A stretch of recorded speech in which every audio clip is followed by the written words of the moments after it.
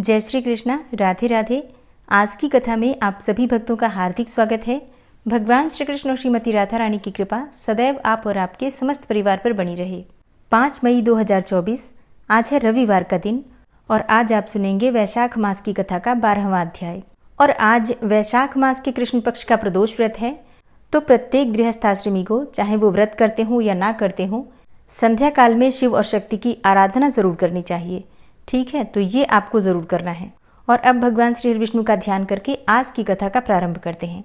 और आज का अध्याय सुनने से पहले आप सुनेंगे श्री वृंदावन धाम की एक सत्य कथा।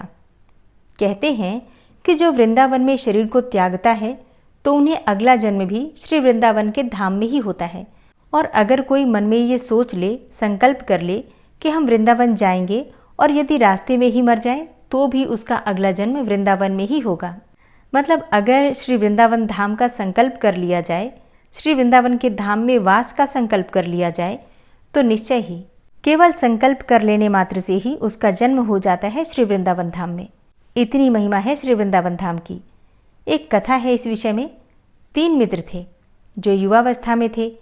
तीनों बंग देश के थे। तीनों में बड़ी गहरी मित्रता थी। तीनों में से एक था जो बहुत संपन्न परिवार का था, पर उसका मन श्रीधाम वृंदावन में अटका रहता था। एक बार संकल्प किया कि हम जाएंगे श्रीधाम में, और माता पिता के सामने ये इच्छा रखी कि आगे का जीवन हम वहीं बिताएंगे, वहीं पर भजन करेंगे। अब माता पिता ने उसे बहुत समझाया कि वृंदावन में अकेले जाकर कैसे रहोगे, क्या खाओगे, कौन तुम्हारा ध्यान रखेगा, मतलब किस प्रकार से वहाँ तुम्हारा जीवन चलेगा। पर वो नहीं माना। वो अपनी जिद पर अड़ा ही रहा कि मुझे तो वृंदावन ही जाना है, मुझे श्रीधाम वृंदावन में ही रहना है। तो जब बहुत समझाने पर भी बेटा नहीं माना तो उसके माता पिता ने कहा, ठीक है बेटा, जब तुम वृंदावन पहुंचोगे तो प्रतिदिन तुम्हें 1 पाव चावल मिल जाएंगे, उसे ही तुम पकाकर खा लेना और फिर भजन करना। जब उसके 2 मित्रों ने सुना कि वो वृंदावन जा रहा है तो वे बोले कि अगर तुम जाओगे तो हम भी तुम्हारे साथ वृंदावन जाएंगे। तो वो मित्र बोला कि ठीक है, पर तुम लोग क्या खाओगे? मेरे पिता ने तो ऐसी व्यवस्था कर दी है कि मुझे प्रतिदिन 1 पाव चावल मिलेगा, पर उससे तो हम तीनों नहीं खा पाएंगे। तो उनमें से पहला मित्र बोला कि तुम जो चावल बनाओगे उसमें जो मांड निकलेगा मैं उसी से जीवन यापन कर लूँगा। फिर दूसरे मित्र ने कहा कि जब तुम चावल धोओगे तो उससे जो पानी निकलेगा तो उसे ही मैं पी लूँगा, लेकिन मैं तुम्हारे साथ वृंदावन जरूर जाऊँगा।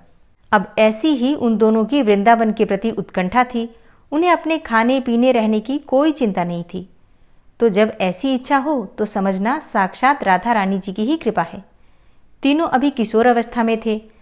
तीनों वृंदावन जाने लगे तो मार्ग में बड़ा परिश्रम करना पड़ा और भूख प्यास से तीनों की मृत्यु हो गई और वो वृंदावन पहुंच ही नहीं पाए। अब जब बहुत दिन हो गए और तीनों की कोई खबर नहीं पहुंची तो घर वालों को बड़ी चिंता हुई कि उन तीनों में से किसी की भी कोई खबर नहीं मिली। तो उन लड़कों के पिता ढूंढते ढूंढते वृंदावन आए, पर उन तीनों का कोई पता नहीं चला क्योंकि तीनों रास्ते में ही मर चुके थे। तो किसी ने बताया कि आप ब्रजमोहन दास जी के पास जाओ, वे बड़े सिद्ध संत हैं। तो उनके पिता ब्रजमोहन दास जी के पास पहुंचे और बोले कि महाराज, हमारे पुत्र कुछ समय पहले वृंदावन के लिए घर से निकले थे, पर अब तक उनकी कोई खबर नहीं मिली, ना वृंदावन में ही किसी को पता है।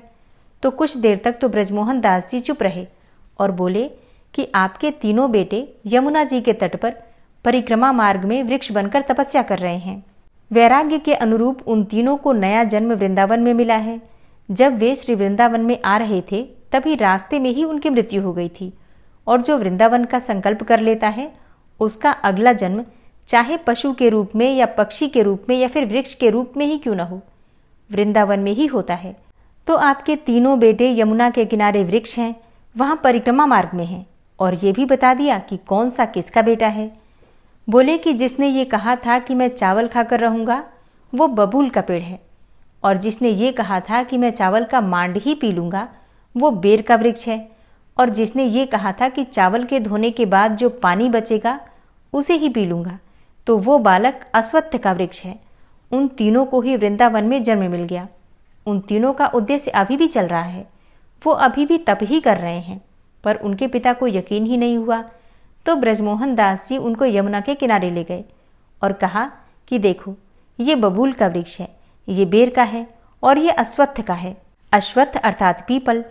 पर उन तीनों लड़कों के जो पिता थे उनके दिल में संकल्प की कमी थी, तो उनको संत की बातों पर यकीन ही नहीं हुआ, लेकिन मुंह से कुछ नहीं बोले और उस रात वो वृंदावन में ही सो गए।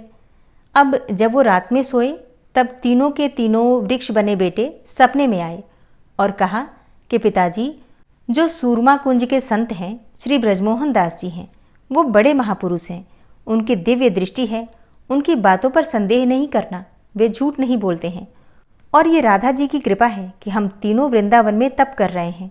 अब उन तीनों के पिता को विश्वास हो गया और ब्रजमोहन दास जी से क्षमा मांगने लगे कि आप हमें माफ़ कर दो, हमें आपकी बात पर संदेह हो गया था। सपने की पूरी बात उन्होंने बता दी तो ब्रजमोहन दास जी ने कहा कि इसमें आपकी कोई गलती नहीं है।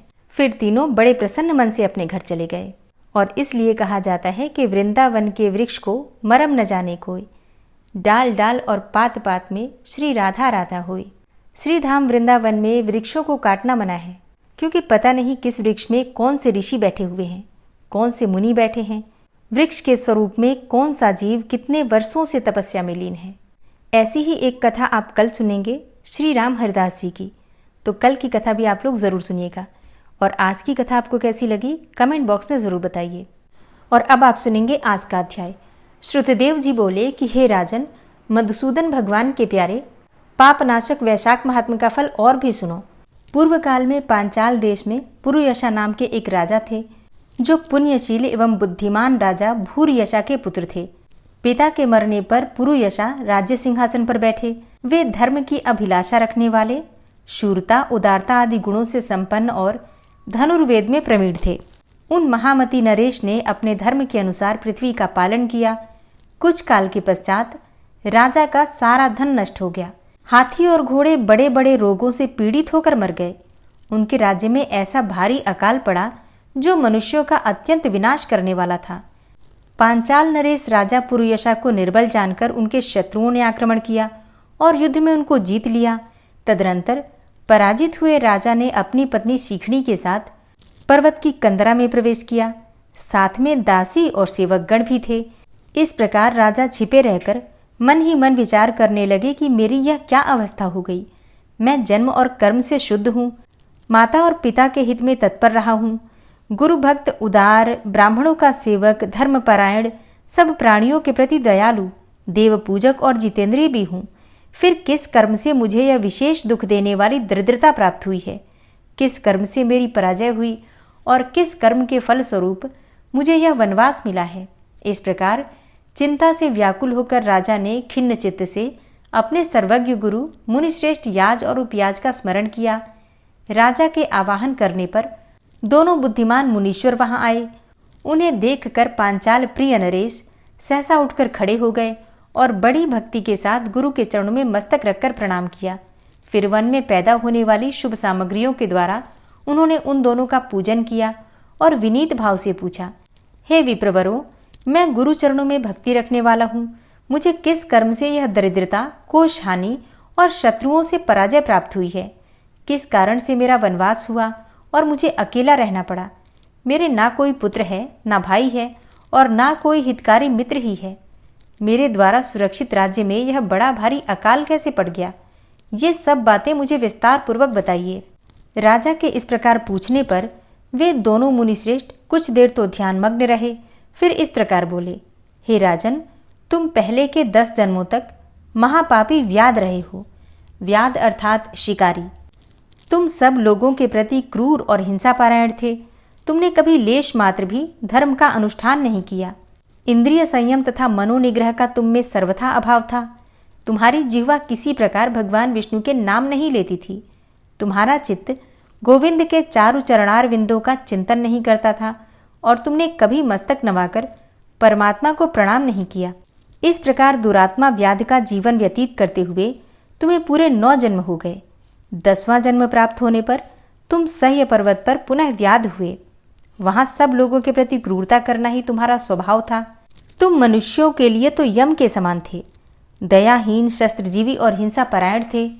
अपनी स्त्री के साथ रहते हुए राह चलने वाले पथिकों को तुम बड़ा कष्ट दिया करते थे। तुम बड़े भारी शठ थे। इस प्रकार अपने हित को ना जानते हुए तुमने बहुत वर्ष व्यतीत किए। जिनके छोटे छोटे बच्चे हैं, ऐसे मृगों और पक्षियों के वध करने के कारण तुम दयाहीन दुर्बुद्धि को इस जन्म में कोई पुत्र प्राप्त नहीं हुआ। तुमने सबके साथ विश्वासघात किया, इसलिए तुम्हारे कोई सहोदर भाई नहीं हुआ। मार्ग में सबको पीड़ा देते रहे, इसलिए इस जन्म में तुम मित्र रहित हो। साधु पुरुषों के तिरस्कार से शत्रुओं द्वारा तुम्हारी पराजय हुई है। कभी दान न देने के दोष से तुम्हारे घर में दरिद्रता प्राप्त हुई है। तुमने दूसरों को सदा उद्वेग में डाला, इसलिए तुम्हें दुस्सह वनवास मिला। सबके अप्रिय होने के कारण तुम्हें यह असह्य दुख मिला है। सदा क्रूर कर्म करने से भोजन भी नहीं मिलता है, और तुम्हारे क्रूर कर्मों के फल से ही इस जन्म में मिला हुआ राज्य भी तुमसे छिन गया है। अब मैं तुम्हारे सत्कुल में अर्थात राजवंश में जन्म लेने का कारण भी बताता हूँ। तुम ध्यानपूर्वक सुनो। जब 10वें जन्म में तू गौड़ देश में था, तब पथिकों को बड़ा कष्ट दिया करता था।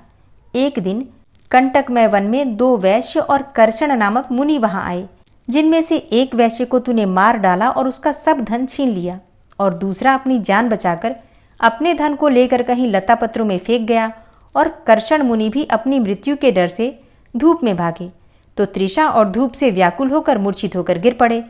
तब तूने वैश्य धन कहाँ पटक गया है, ये जानने के लिए कर्षण मुनि के कानों में फूंक मारी तथा कृमि और कीचड़ मिले हुए गड्ढे के जल से उनके नेत्र धोए और पंखे से हवा करने लगा। तब मुनि ने स्वस्थ चित्त हो जाने पर और तेरे पूछने पर वैश्य का धन पेड़ों में फेंककर भाग जाने की बात कही। तब तू मुनि को सुखपूर्वक चले जाने को कहकर गहन वन में चला गया। यद्यपि तूने अपने कार्य की सिद्धि के लिए मुनि की रक्षा की थी, तब भी उस पुण्य के प्रभाव से तेरा जन्म महापुण्यवान विशाल राजवंश में हुआ। बस जीवन में बस एक ही पुण्य के कारण तुम्हारा यह जन्म परम पवित्र राजवंश में हुआ है।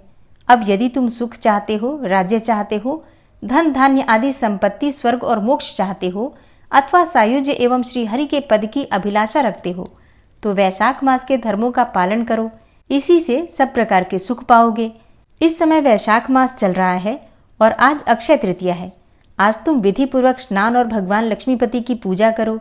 यदि अपने समान ही गुणवान पुत्रों की अभिलाषा करते हो तो सब प्राणियों के हित के लिए प्याऊ लगवाओ। इस पवित्र वैशाख मास में भगवान मधुसूदन की प्रसन्नता के लिए यदि तुम निष्काम भाव से धर्मों का अनुष्ठान करोगे तो अंतःकरण शुद्ध होने पर तुम्हें भगवान विष्णु का प्रत्यक्ष दर्शन होगा। यो कहकर राजा की अनुमति लेकर उनके दोनों ब्राह्मण पुरोहित याज और उपयाज जैसे आए थे वैसे ही चले गए। उनसे उपदेश पाकर महाराज पुरुयशा ने वैशाख मास के संपूर्ण धर्मों का श्रद्धापूर्वक पालन किया और भगवान मधुसूदन की आराधना की। इससे उनका प्रभाव बढ़ गया तथा बंधु बांधव उनसे आकर मिल गए। तत्पश्चात वे मरने से बची हुई सेना को साथ लेकर बंधुओं सहित पांचाल नगरी के समीप आए। उस समय पांचाल राजा के साथ राजाओं का पुनः संग्राम हुआ। महारथी पुरुयशा ने अकेले ही समस्त महाबाहु राजाओं पर विजय पाई। विरोधी राजाओं ने भागकर विभिन्न देशों के मार्गों का आश्रय लिया। विजयी पांचाल राज ने भागे हुए राजाओं के कोष 10 करोड़ घोड़े, 3 करोड़ हाथी, 1 अरब रथ, 10,000 ऊंट और 3 लाख खच्चरों को अपने अधिकार में करके अपनी पुरी में पहुंचा दिया। वैशाख धर्म के महात्म्य से सब राजा भग्न मनोरथ होकर पुरुयशा को कर देने वाले हो गए और पांचाल देश में अनुपम सुकाल आ गया। भगवान विष्णु की प्रसन्नता से इस वसुधा पर उनका एक छत्र राज्य हुआ और गुरुता, उदारता आदि गुणों से युक्त उनके 5 पुत्र हुए, जो धृष्ट कीर्ति, धृष्ट केतु, धृष्ट दुम्न, विजय और चित्रकेतु के नाम से प्रसिद्ध थे। धर्म पूर्वक प्रतिपालित होकर समस्त प्रजा राजा के प्रति अनुरक्त हो गई। इससे उसी क्षण उन्हें वैशाख मास के प्रभाव का निश्चय हो गया। तब से पांचाल राज भगवान विष्णु की प्रसन्नता के लिए वैशाख मास के धर्मों का निष्काम भाव से बराबर पालन करने लगे। उनके इस धर्म से संतुष्ट होकर भगवान विष्णु ने अक्षय तृतीया के दिन उन्हें प्रत्यक्ष दर्शन दिया। हरे कृष्णा। आज की कथा का यहीं पर समापन करती हूँ। इसके आगे का वृतांत आप कल की कथा में सुनेंगे। उम्मीद करती हूँ आज की कथा आपको जरूर पसंद आई होगी। तो अगर कथा पसंद आई हो तो वीडियो को लाइक किए बिना तो बिल्कुल नहीं जाना है और कमेंट बॉक्स में राधे राधे जरूर लिखना है और अगर संभव हो तो वीडियो को शेयर भी कीजिएगा। और अब सुनिए श्री नारायण कवच। जो मनुष्य प्रतिदिन इस कवच को सुनता है, भगवान श्री हरि विष्णु स्वयं उसकी रक्षा करते हैं। श्री नारायण कवच। भगवान श्री हरि गरुड़ जी की पीठ पर अपने चरण कमल रखे हुए हैं, अणिमा आदि 8 सिद्धियां उनकी सेवा कर रही हैं और 8 हाथों में शंख, चक्र, ढाल, तलवार, गदा, बाण, धनुष और पाश अर्थात फंदा धारण किए हुए हैं। वे ही ओंकार स्वरूप प्रभु सब प्रकार से सब ओर से मेरी रक्षा करें। मत्स्य मूर्ति भगवान जल के भीतर जल तंतुओं से और वरुण के पास से मेरी रक्षा करें। माया से ब्रह्मचारी रूप धारण करने वाले वामन भगवान स्थल पर और विश्वरूप श्री त्रिविक्रम भगवान आकाश में मेरी रक्षा करें। जिनके घोर अट्टहास करने पर सब दिशाएं गूंज उठी थी और दैत्य पत्नियों के गर्भ गिर गए थे, वे दैत्य युद्धपतियों के शत्रु भगवान नृसिंह किले, जंगल, रणभूमि आदि विकट स्थानों में मेरी रक्षा करें। अपनी दाढ़ों पर पृथ्वी को उठा लेने वाले यज्ञ मूर्ति वाराह भगवान मार्ग में, परशुराम जी पर्वतों के शिखरों पर और लक्ष्मण जी के सहित भरत के बड़े भाई भगवान रामचंद्र प्रवास के समय मेरी रक्षा करें। भगवान नारायण मारण, मोहन आदि भयंकर अभिचारों और सब प्रकार के प्रमादों से मेरी रक्षा करें। ऋषि श्रेष्ठ नर गर्व से, योगेश्वर भगवान दत्तात्रेय योग के विघ्नों से और त्रिगुणाधिपति भगवान कपिल कर्म बंधन से मेरी रक्षा करें। परम ऋषि सनत कुमार कामदेव से, हयग्रीव भगवान मार्ग में चलते समय देव मूर्तियों को नमस्कार आदि न करने के अपराध से और देवर्षि नारद सेवा अपराधों से और भगवान कच्छप सब प्रकार के नरकों से मेरी रक्षा करें। भगवान धन्वंतरी कुपथ्य से, जितेंद्र भगवान ऋषभदेव सुख दुख आदि भयदायक द्वंद्वों से, यज्ञ भगवान लोकापवाद से और बलराम जी मनुष्यकृत कष्टों से और श्री शेष जी क्रोधवश नामक सर्पों के गणों से मेरी रक्षा करें। भगवान श्री कृष्ण द्वैपायन व्यास जी अज्ञान से तथा बुद्धदेव पाखंडियों से और प्रमाद से मेरी रक्षा करें। धर्म रक्षा करने वाले महान अवतार धारण करने वाले भगवान कल्कि पाप बहुल कलिकाल के दोषों से मेरी रक्षा करें। प्रातःकाल भगवान केशव अपनी गदा लेकर, कुछ दिन चढ़ जाने पर भगवान गोविंद अपनी बांसुरी लेकर और दोपहर के पहले भगवान नारायण अपनी तीक्ष्ण शक्ति लेकर और दोपहर को भगवान विष्णु चक्रराज सुदर्शन लेकर मेरी रक्षा करें। तीसरे पहर में भगवान मधुसूदन अपना प्रचंड धनुष लेकर मेरी रक्षा करें और सायंकाल में ब्रह्मा आदि त्रिमूर्तिधारी माधव, सूर्यास्त के बाद ऋषिकेश, अर्धरात्रि के पूर्व तथा अर्धरात्रि के समय अकेले भगवान पद्मनाभ मेरी रक्षा करें। रात्रि के पिछले प्रहर में श्रीवत्स लांछन श्रीहरि, उषा काल में खड्गधारी भगवान जनार्दन और सूर्योदय से पूर्व श्री दामोदर और संपूर्ण संध्याओं में काल मूर्ति भगवान विश्वेश्वर मेरी रक्षा करें। हे सुदर्शन, आपका आकार चक्र रथ के पहिए की तरह है। आपके किनारे का भाग प्रलयकालीन अग्नि के समान अत्यंत तीव्र है। आप भगवान की प्रेरणा से सबोर घूमते रहते हैं। जैसे आग वायु की सहायता से सूखे घास फूस जला डालती है, वैसे ही आप हमारी शत्रु सेना को शीघ्र से जला दीजिए। हे कौमुद की गदा, आपसे छूटने वाली चिंगारियों का स्पर्श वज्र के समान असह्य है। आप भगवान अजित की प्रिया हैं और मैं उनका सेवक हूँ। इसलिए आप कुष्मांड, विनायक, यक्ष, राक्षस, भूत और प्रेत आदि ग्रहों को अभी कुचल डालिए तथा मेरे शत्रुओं को चूर चूर कर दीजिए। हे शंखश्रेष्ठ, आप भगवान श्री कृष्ण के फूंकने से भयंकर शब्द करके मेरे शत्रुओं का दिल दहला दीजिए एवं यातुधान, प्रमथ, प्रेत, मातृका, पिशाच तथा ब्रह्म राक्षस आदि भयावने प्राणियों को यहाँ से तुरंत भगा दीजिए। भगवान की श्रेष्ठ तलवार, आपकी धार बहुत तीक्ष्ण है। आप भगवान की प्रेरणा से मेरे शत्रुओं को छिन्न भिन्न कर दीजिए। भगवान की प्यारी ढाल, आप में सैकड़ों चंद्राकार मंडल है। आप पाप दृष्टि पापात्मा शत्रुओं की आंखें बंद कर दीजिए और उन्हें सदा के लिए अंधा बना दीजिए। सूर्य आदि ग्रह, धूमकेतु, पुच्छल तारे आदि केतु, दुष्ट मनुष्य, सर्प आदि रेंगने वाले जंतु, दाढ़ों वाले हिंसक पशु, भूत प्रेत आदि तथा पापी प्राणियों से हमें जो भय हो और जो हमारे मंगल के विरोधी हों, वे सभी भगवान के नाम, रूप तथा आयुधों का कीर्तन करने से तत्काल नष्ट हो जाएं। बृहद, रथंतर आदि सामवेदीय स्तोत्रों से जिनकी स्तुति की जाती है, वे वेद मूर्ति भगवान गरुड़ और विश्वक्सेन जी अपने नामोच्चारण के प्रभाव से हमें सब प्रकार की विपत्तियों से बचाएं। श्रीहरि के नाम, रूप, वाहन, आयुध तथा श्रेष्ठ पार्षद हमारी बुद्धि, इंद्रिय, मन और प्राणों को सब प्रकार की आपत्तियों से बचाएं। जितना भी कार्य अथवा कारण रूप जगत है वह वास्तव में भगवान ही है। इस सत्य के प्रभाव से हमारे सारे उपद्रव नष्ट हो जाएं। जो लोग ब्रह्म और आत्मा की एकता का अनुभव कर चुके हैं, उनकी दृष्टि में भगवान का स्वरूप समस्त विकल्पों से रहित है, भेदों से रहित है। फिर भी वे अपनी माया शक्ति के द्वारा भूषण, आयुध और रूप नामक शक्तियों को धारण करते हैं। यह बात निश्चित रूप से सत्य है। इस कारण सर्वज्ञ, सर्वव्यापक भगवान श्री हरि सदा सर्वत्र सब स्वरूपों से हमारी रक्षा करें। जो अपने भयंकर अट्टहास से सब लोगों के भय को भगा देते हैं और अपने तेज से सबका तेज ग्रस लेते हैं, वे भगवान नृसिंह दिशा विदिशा में, नीचे ऊपर बाहर भीतर सब ओर से हमारी रक्षा करें। हे देवराज इंद्र, मैंने तुम्हें यह नारायण कवच सुना दिया है। इस कवच से तुम अपने को सुरक्षित कर लो। बस फिर तुम अनायास ही सब दैत्य युद्धपतियों को जीत कर लोगे। इस नारायण कवच को धारण करने वाला पुरुष जिसको भी अपने नेत्रों से देख लेता है अथवा पैर से छू देता है, तत्काल समस्त भयों से वो मुक्त हो जाता है। जो इस वैष्णवी विद्या को धारण कर लेता है, उसे राजा, डाकू, प्रेत, पिशाच आदि और बाघ आदि हिंसक जीवों से कभी किसी प्रकार का भय नहीं होता।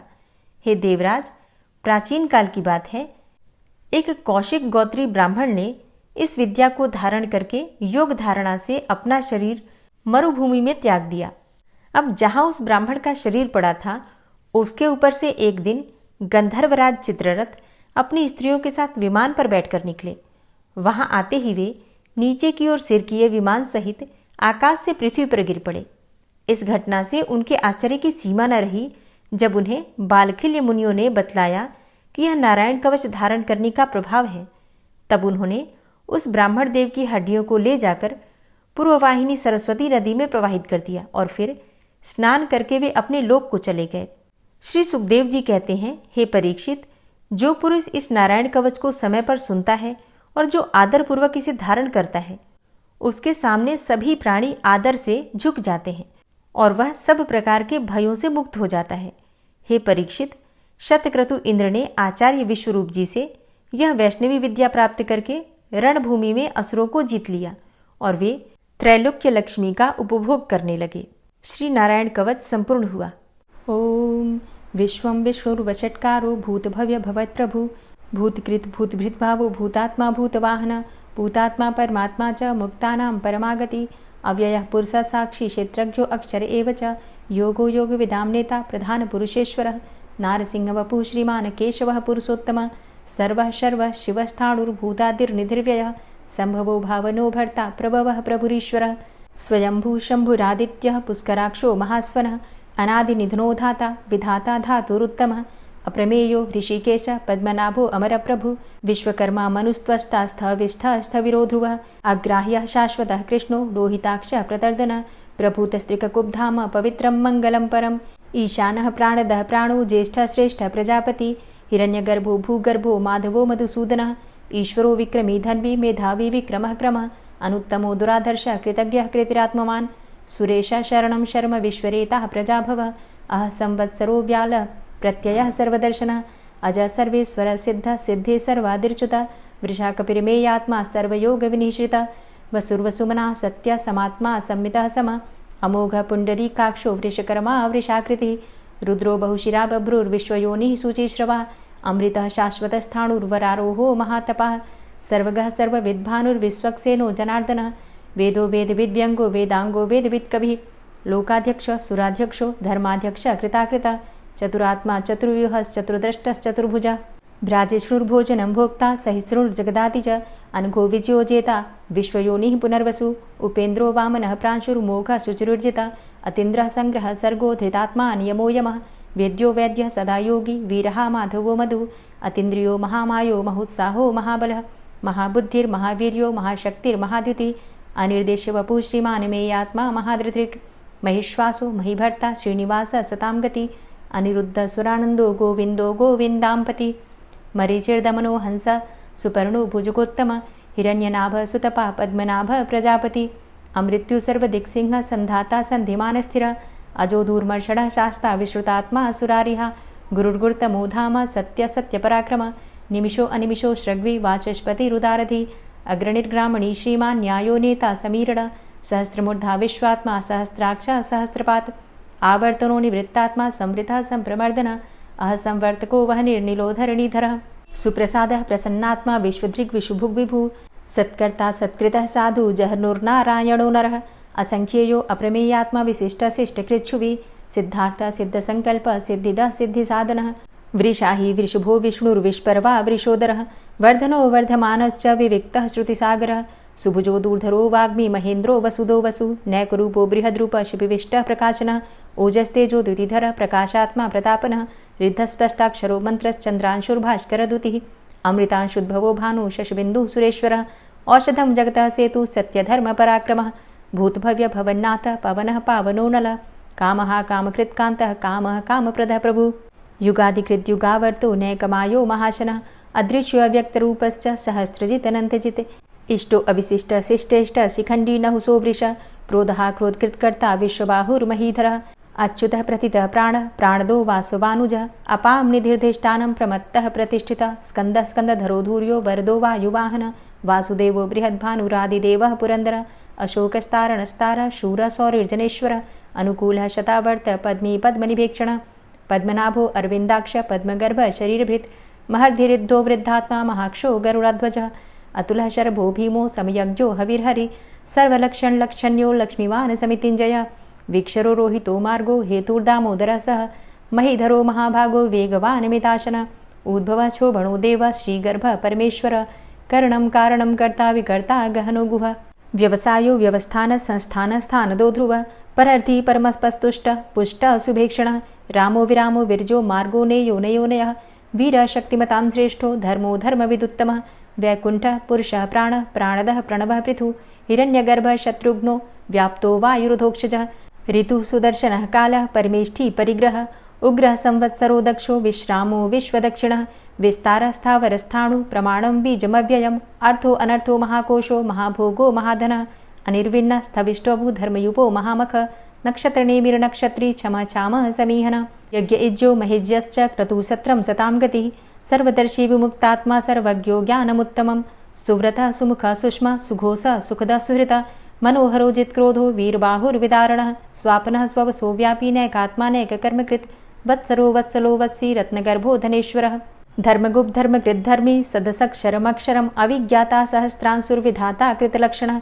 गभस्तिनेमिः सत्त्वस्थः सिंहो भूतमहेश्वरः आदिदेवो महादेवो देवेशो देवभृद्गुरुः उत्तरो गोपतिर्गोप्ता ज्ञानगम्यः पुरातनः शरीरभूतभृद्भोक्ता कपीन्द्रो भूरि दक्षिणः सोमभो अमृतपः सोमः पुरुजित पुरुषोत्तमः विनियोजयः सत्यसन्धो दाशाः सात्वतां पतिः जीवो विनयिता साक्षी मुकुन्दो अमितविक्रमः अम्भो निद्रणन्तात्मा महोदधीशयोऽन्तकः अजोमहारः स्वाभाव्यो जितामित्रः प्रमोदनः आनन्दो नन्दनो नन्दः सत्यधर्मा त्रिविक्रमः महर्षि कपिलाचार्यः कृतज्ञो मेदिनीपतिः त्रिपदस्त्रिदशाध्यक्षो महाशृङ्गः कृतान्तकृत् महावराहो गोविन्दः सुखेणः कनकाङ्गदी गुह्यो गभीरो गहनो गुप्तश्चक्रगदाधरः वेधा स्वाङ्गो अजितः कृष्णो दृढः सङ्कर्षणोच्युतः वरुणो वारुणो वृक्षः पुष्कराक्षो महामनाः भगवान् भगानन्दी वनमाली हलायुधः आदित्यो ज्योतिरादित्यः सहिष्णुर्गतिसत्तमः सुधन्वाखण्ड परशुर्दारुणो द्रविडप्रदः दिविस्त्रिक्सर्वदृग्व्यासो वाचस्पतिर्योनिजः त्रिसामा सामगः साम निर्वाणं भेषजं भिषक्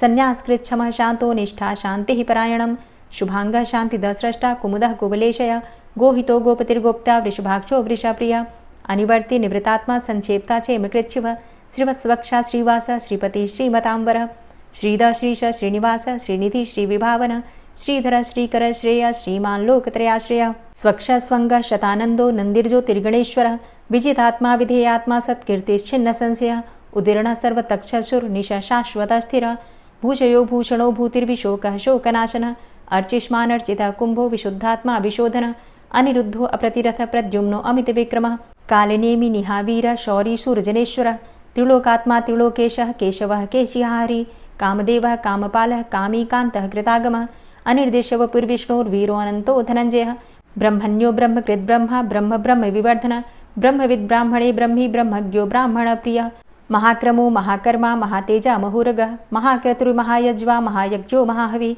स्तव्यः स्तव प्रियः स्तोत्रं स्तुतिस्तोतारणप्रियः पूर्णः पुरयिता पुण्यः पुण्यकीर्तिर्नामयः मनोजवस्तीर्थकरो वसुरेता वसुप्रद वसुप्रदो वासुदेव वसुर्वसुमनाहविः सद्गतिः सत्कीर्तिः सत्ता सद्भूतिः सत्परायणः शूरसेनो यदुश्रेष्ठः सन्निवासः सुयामुनः भूतावासो वासुदेवः सर्वासु निलयोऽनलः दर्पः दर्पदो दृप्तो दूर्धरोऽथा पराजितः विश्वमूर्तिर्महामूर्तिर्दीप्तमूर्तिर्मूर्तिमान् अनेकमूर्तिरव्यक्तः शतमूर्तिः शताननः एको नैकः सवः किं यत्तत्पदमनुत्तमं लोकबन्धुर्लोकनाथो माधवो भक्तवत्सलः सुवर्णवर्णो हेमाङ्गो वराङ्गश्चन्दनाङ्गदी वीरः विषमः शून्यो घृताशीरचलश्चलः अमानीमानदो मान्यो लोकस्वामी त्रिलोकधृक् सुमेधा मेधजो धन्यः सत्यमेधाधराधरः तेजोवृषः द्वितिधरः सर्वशस्त्रभृताम्बरः प्रग्रहो निग्रहो व्यग्रो नैकशृङ्गो गदाग्रजः चतुर्मूर्तिश्चतुर्बाहुश्चतुर्व्यूहश्चतुर्गति चतुरात्मा चतुर्भावश्चतुर्वेदविदेकपात् समावर्तो अनिवृतात्मा दुर्जयो दुरतिक्रम दुर्लभो दुर्गमो दुर्गो दुरावासो दुरारिहा शुभांगो लोकसारंग सुतंतुस्तंतुवर्धन इंद्रकर्मा महाकर्मा कृतकर्मा कृतागमः उद्भवः सुंदरः सुन्दो रत्ननाभः सुलोचनः अर्को वाजसनः शृंगी जयन्तः सर्वविजयी सुवर्णबिन्दुरक्षोभ्य सर्वभागीश्वरेश्वरः महाह्रदो महागर्तो महाभूतो महानिधि कुमुदः कुन्दरः कुन्दः पर्जन्यः पावनो नीलः अमृताशो अमृतवपुः सर्वज्ञः सर्वतोमुखः सुलभः सुव्रतः सिद्धः शत्रुजित् शत्रुतापनः न्यग्रोधो दुम्बरो अस्वस्थश्चाणुरान्ध्रनिषूदनः सहस्रार्चिः सप्तजिह्वः सप्तैधा सप्तवाहनः अमूर्तिरणघो अचिन्त्यो भयकृद्भयनाशनः अणुर्बृहत् कृशस्थूलो गुणभृन्निर्गुणो महान् अधृतः स्वधृतः स्वास्य प्राग्वंशो वंशवर्धनः भारभृतिकथितो योगी योगी स सर्वकामद आश्रमश्रमण क्षाम सुपर्णो वायुवाहन धनुर्धरो धनुर्वेदो दण्डोदमयितादम अपराजितः सर्वसहो नियन्ता नियमो यमः सत्त्ववान् सात्विकः सत्य सत्यधर्मपरायण अभिप्रायः प्रियार्होर्ह प्रियकृत्प्रीतिवर्धनः विहाय सगतिर्ज्योति सुरुचिर्हुद्भुग्विभु रविर्विलोचनः सूर्य सविता रविलोचनः अनन्तो हुद्भुग्भोक्ता सुखदो नैकजोग्रज अनिर्विण्ण सदामर्षि लोकाधिष्ठानमद्भुतः सनात सनातन्तमः कपिलः कपिरप्यय स्वस्तिदः स्वस्तिकृत् स्वस्ति स्वस्तिभुक् स्वस्ति दक्षिणः रौद्रः कुण्डली चक्रे विक्रमयुर्जितशासनः शब्दातिगः शब्दशः शिशिरः शर्वरीकर अक्रूरः पेशलो दक्षो दक्षिणः क्षमिणाम्बर विद्वतमो वितभय पुण्यश्रवणकीर्तन उत्तारणो दुष्कृतिः पुण्यो दुःस्वप्ननाशन वीरः रक्षणः सन्तो जीवनः पर्यवस्थितः अनन्तरूपो अनन्तसृर्जितमन्युर्भयापः चतुरश्रो गभीरात्मा विदिशो व्यादिशो दिश अनादिर्भूर्भुवो लक्ष्मीः सुवीरो रुचिराङ्गद जननो जन्मादिर्भीमो भीमपराक्रम आधारनीलयोधाता पुष्पहासः प्रजागर ऊर्ध्वगः सत्पथाचारः प्राणदः प्रणमपण प्रमाणं प्राणनीलयः प्राणभृत् प्राणजीवनः तत्त्वं तत्त्वविदेकात्मा जन्म मृत्यु जरातिगः भूर्भुवः स्वस्तरुस्तारः सविता प्रपितामह यज्ञो यज्ञपतिर्यज्वा यज्ञाङ्गो यज्ञवाहन यज्ञभृद्यज्ञकृद्यज्ञ यज्ञभुग्यज्ञसाधन यज्ञान्तिकृद्यज्ञ गुह्यमन्यमन्नादेव च आत्मयोनिः स्वयं जातो वैखानः सामगायन देवकी नन्दन स्रष्टा क्षितिसः पापनाशन शङ्खभृन्नन्दकी चक्री शारङ्गधन्वा गदाधरः रथाङ्गपाणिरक्षोभ्य सर्वप्रहरणायुध ओं नमः इति। श्री राधा कृपा कटाक्ष स्तोत्र। मुनीन्द्रवृन्दवन्दिते त्रिलोकशोकहारिणि प्रसन्नवक्त्रपङ्कजे निकुञ्जभूविलासिनी व्रजेन्द्रभानुनन्दिनी व्रजेन्द्रसूनुसङ्गते कदा करिष्यसि मां कृपाकटाक्षभाजनम् अशोकवृक्षवल्लरी वितानमण्डपस्थिते प्रवालबालपल्लव प्रभारुणान्ध्रिकोमले वराभयस्फुरत्करे प्रभूतसम्पदालये कदा करिष्यसि मां कृपाकटाक्षभाजनम् अनङ्गरङ्गमङ्गलं प्रसङ्गभङ्गुरं भ्रुवां सविभ्रमं ससम्भ्रमं दृगन्तबाणपातने निरन्तरं वशीकृत प्रतीतनन्दनन्दने कदा करिष्यसि मां कृपाकटाक्षभाजनम् तडित्सुवर्णचम्पकप्रदीप्तगौरविग्रहे मुखप्रभापरास्तकोटिसारदेन्दुमण्डले विचित्रचित्रसञ्चरच्चकोरशावलोचने कदा करिष्यसि मां कृपाकटाक्षभाजनम् मदोन्मदादियौवने प्रमोदमानमण्डिते प्रियानुरागरञ्जिते कलाविलासपण्डिते अनन्यधन्यकुञ्जराज्यकामकेलिकोविदे कदा करिष्यसि मां कृपाकटाक्षभाजनम् अशेष हाव भाव धीर हीर हार भूषिते प्रभूत शात कुंभ कुंभ कुंभि कुंभ सुस्तनि प्रशस्त मंद हास्य चूर्ण पूर्ण सौख्य सागरे कदा करिष्यसि मां कृपा कटाक्ष भाजनम् मृणाल वाल वल्लरी तरंग रंग दौर्लते लताग्रलास्य लोल नील लोचनावलोकने ललल्लुलन्मिलन्मनोज्ञ मुग्ध मोहिनाश्रिते कदा करिष्यसि मां कृपा कटाक्ष भाजनम् सुवर्ण मल्लिकाञ्चित त्रिरेख कम्बुकण्ठगे त्रिसूत्रमङ्गली गुण त्रिरत्न दीप्ति दीधिते सलोल नील कुन्तल प्रसून गुच्छ गुंफिते कदा करिष्यसि मां कृपा कटाक्ष भाजनम् नितंब बिंब लंबमान पुष्प मेखला गुणे प्रशस्त रत्न किंकिणी कलाप मध्य मंजुले करींद्र शुंड दंडिकावरोह शोभ गोरुके कदा करिष्यसि मां कृपा कटाक्ष भाजनम् अनेक मंत्रनाद मंजुनूपुरारवस्खलत् समाज राजहंस वंश निक्वडाति गौरवे विलोल हेम वल्लरी विडम्बि चारु चंक्रमे कदा करिष्यसि मां कृपा कटाक्ष भाजनम् अनंत कोटि विष्णुलोक नम्र पद्मजार्चिते हिमाद्रिजा पुलोमजा विरिञ्चिजा वरप्रदे अपार सिद्धि रिद्धि दिग्ध सत्पदांगुली नखे कदा करिष्यसि मां कृपा कटाक्ष भाजनम् मखेश्वरी क्रियेश्वरी स्वधेश्वरी सुरेश्वरी त्रिवेद भारतीश्वरी प्रमाण शासनेश्वरी रमेश्वरी क्षमेश्वरी प्रमोद काननेश्वरी ब्रजेश्वरी व्रजाधिपे श्रीराधिके नमोस्तुते इतीममद्भुतं स्तवं निशम्य भानुनन्दिनी करोतु सन्ततं जनं कृपा कटाक्ष भाजनम् भवेत्तदैव सञ्चित त्रिरूपकर्मनाशनं लभेत्तदा ब्रजेन्द्रसूनुमण्डल प्रवेशनम् जय जय श्री राधे, जय जय श्री राधे। और अब आप सुनेंगे श्री तुलसी चालीसा। श्री तुलसी महारानी करूँ विनय सिरनाय, जो मम हो संकट विकट दीजे मात नशाय। नमो नमो तुलसी महारानी, महिमा अमित न जाए बखानी। दियो विष्णु तुमको सन्माना, जग में छायो सुयस महाना। विष्णु प्रिया जय जयति भवानी, तिहूँ लोक की हो सुख खानी। भगवत पूजा करे जो कोई, बिना तुम्हारे सफल न होई। जिन घर तव नहीं होय निवासा, उस घर कर ही विष्णु नहीं बासा। करें सदा जो तव नित सुमिरन, तेहि के काज होय सब पूरन। कार्तिक मास महात्म तुम्हारा, ताको जानत सब संसारा। तव पूजन जो करे कुंवारी, पावे सुंदर वर सुकुमारी। करे जो पूजा नित प्रति नारी, सुख संपत्ति से होय सुखारी। वृद्धा नारी करे जो पूजन, मिले भक्ति होवे पुलकित मन। श्रद्धा से पूजे जो कोई, भवनिधि से तर जावे सोई। कथा भागवत यज्ञ करावे, तुम बिन नहीं सफलता पावे। छायो तब प्रताप जग भारी, ध्यावत तुम्हीं सकल चित धारी। तुम्ही मात यंत्रन तंत्रन में, सकल काज सिद्धि होवे क्षण में। औषधि रूप आप हो माता, सब जग में तव यश विख्याता। देव ऋषि मुनि और तपधारी, करत सदा तव जय जयकारी। वेद पुराणन तव यश गाया, महिमा अगम पार नहीं पाया। नमो नमो जय जय सुख कारणि, नमो नमो जय दुख निवारणी। नमो नमो सुख संपत्ति देनी, नमो नमो अघ काटन छेनी। नमो नमो भक्तन दुख हरणी, नमो नमो दुष्टन मद छेनी। नमो नमो भव पार उतारणी, नमो नमो परलोक सुधारणी।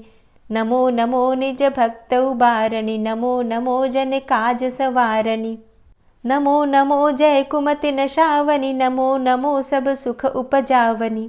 जयति जयति जय तुलसी माई, ध्याऊं तुमको शीश नवाई। निज जन जानि मोहि अपनाओ, बिगड़े कारज आप बनाओ।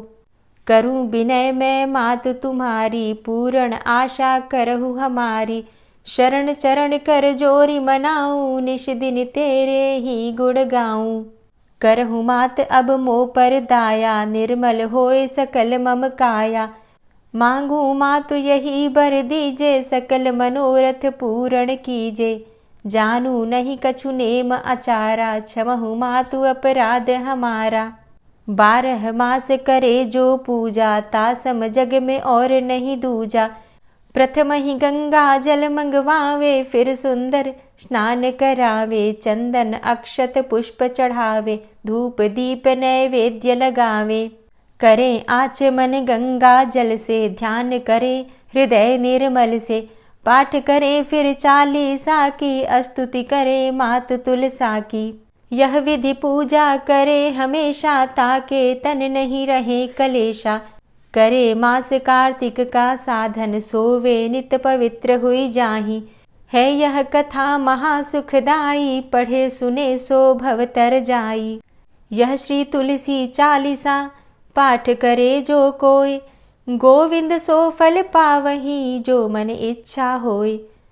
तुलसी 40 संपूर्ण।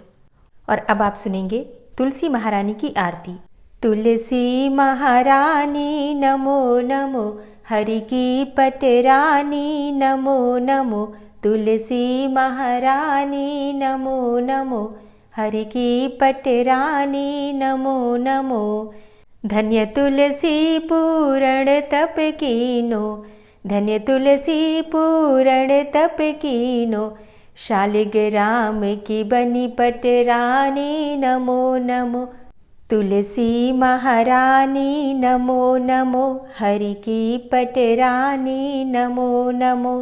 जाके पत्र मंजरी कोमल, जाके पत्र मंजरी कोमल। श्रीपति कमल चरण लपटानी नमो नमो, हरि की पटरानी नमो नमो। तुलसी महारानी नमो नमो। धूप दीप नैवेद्य आरती, धूप दीप नैवेद्य आरती। पुष्पन की वर्षा बरसानी नमो नमो, हरि की पटरानी नमो नमो। तुलसा महारानी नमो नमो। 56 भोग 36 व्यंजन, 56 भोग 36 व्यंजन। बिन तुलसा हरि एक न मानी नमो नमो। तुलसी महारानी नमो नमो, हरि की पटरानी नमो नमो। सभी सखी मैया तेरो यश गावे, सभी सखी मैया तेरो यश गावे। भक्ति दान दीजे महारानी नमो नमो। तुलसा महारानी नमो नमो, हरि की पटरानी नमो नमो। नमो नमो तुलसा महारानी, नमो नमो तुलसी महारानी। तुलसी महारानी नमो नमो, हरि की पटरानी नमो नमो। तुलसी महारानी नमो नमो, हरि की पटरानी नमो नमो। प्रेम से बोलिए तुलसी मैया की जय। तो दोस्तों, उम्मीद करती हूँ कि आज की वीडियो आपको ज़रूर पसंद आई होगी। वीडियो पसंद आई हो तो वीडियो को लाइक ज़रूर किया कीजिए, और अगर संभव हो तो वीडियो को ज़्यादा से ज़्यादा शेयर कीजिए। चैनल पर पहली बार आए हैं और अगर अभी तक आपने इस चैनल को सब्सक्राइब नहीं किया है तो आज की वीडियो अगर आपको अच्छी लगे तो चैनल को सब्सक्राइब करके बेल आइकन को ज़रूर प्रेस कर लीजिए। इससे ये होगा कि इस चैनल पर जो भी नई वीडियो अपलोड होंगी उनकी नोटिफिकेशन आपको सही समय पर प्राप्त होगी। मिलती हूँ मैं आपसे अगली वीडियो में, तब तक के लिए जय श्री राधे।